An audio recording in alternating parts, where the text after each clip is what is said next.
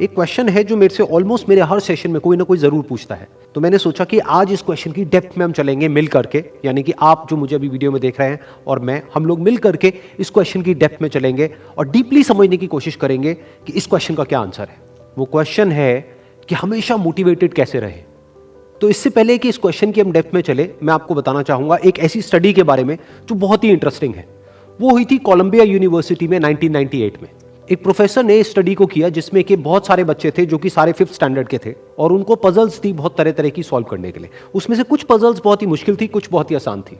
उसके बाद में जब उन बच्चों ने उन पजल्स को सॉल्व किया तो उसके बाद में सभी बच्चों को एक ही बात कही गई कि आपने बहुत अच्छा किया। बस यहां पर एक छोटा सा फर्क था। आधे बच्चों को उन्होंने कहा कि आपने इतना एक्स्ट्राऑर्डिनरी इसलिए परफॉर्म किया क्योंकि आप बहुत ही ज्यादा इंटेलिजेंट हो, और बाकी के जो आधे बच्चे थे उनको कहा गया कि आपने जो इतना एक्स्ट्राऑर्डिनरी परफॉर्म किया उसकी वजह थी आपका हार्ड वर्क। फिर उसके बाद में दोबारा से इन सब बच्चों को कुछ पजल्स दी गई सॉल्व करने के लिए, जिसमें से कुछ बहुत ही आसान थी और कुछ बहुत ही मुश्किल थी। अब यहां पर कुछ बहुत इंटरेस्टिंग निकल करके आया जो किसी ने एक्सपेक्ट भी नहीं किया था। वो बच्चे जिनको कहा गया था कि आप बहुत इंटेलिजेंट हो, बहुत स्मार्ट हो, उनको जब वो पजल्स मिली तो उन्होंने क्या किया, जो मुश्किल पजल्स थी उसको छोड़ दिया, आसान पजल्स के ऊपर काम करना शुरू किया और उसमें भी कुछ देर बाद ही वो बच्चे बोर हो गए। दूसरी तरफ से वो बच्चे जिनको कहा गया था कि आपने इतना एक्स्ट्राऑर्डिनरी परफॉर्म इसलिए किया क्योंकि आपने हार्डवर्क किया, उन्होंने सिर्फ आसान पजल्स को अटेम्प्ट नहीं किया बल्कि मुश्किल से मुश्किल पजल्स को भी अटेम्प्ट किया और सॉल्व किया। फिर उसके बाद में जब ये पूरी स्टडी कंप्लीट हुई तो उन बच्चों से पूछा गया कि किसको ज्यादा मजा आया इसको करने में।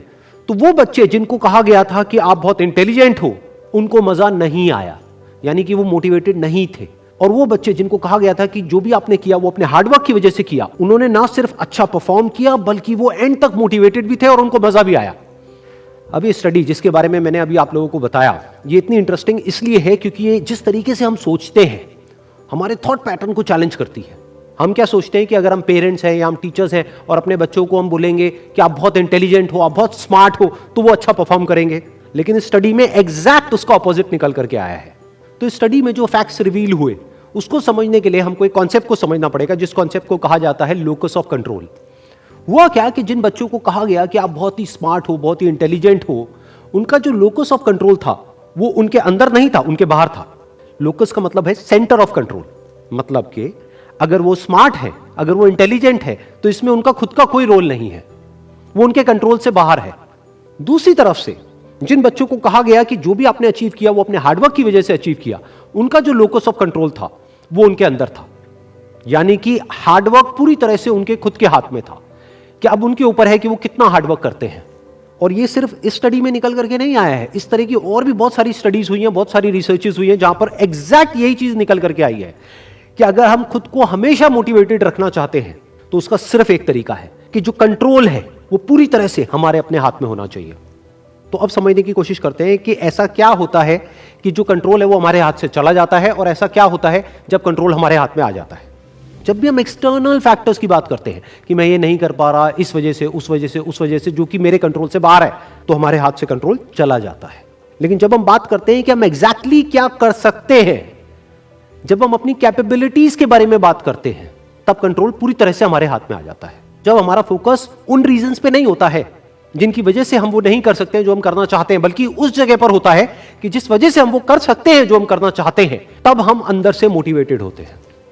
फॉर एग्जाम्पल, आप जिस भी फील्ड में हो उस फील्ड में कुछ लोग हैं जो टॉप पे बैठे हैं। आपके पास में दो ऑप्शन है। एक, आप बोल सकते हो कि वो लोग, उनके अंदर कुछ स्पेशल है, उनके अंदर कुछ एक्स्ट्राऑर्डिनरी है, उनके अंदर कोई ऐसा टैलेंट है जो आपके अंदर नहीं है, या फिर उनकी किस्मत है जिसकी वजह से वो वहां पर बैठे हैं, या फिर उनके पास में कुछ था, किसी का सपोर्ट था जिस वजह से वो वहां पर है। अगर इसमें से ऐसा आपने कुछ भी बोला तो आप फंस गए। अब आप मोटिवेटेड नहीं रह सकते उस काम को करने के लिए जो आप काम कर रहे हो, क्योंकि अब कंट्रोल आपके हाथ से बाहर है। क्योंकि अब अगर आपके पास में वो है ही नहीं जो उनके पास में है, तो अब आप वो कैसे बन सकते हो जो कि वो बन चुके हैं।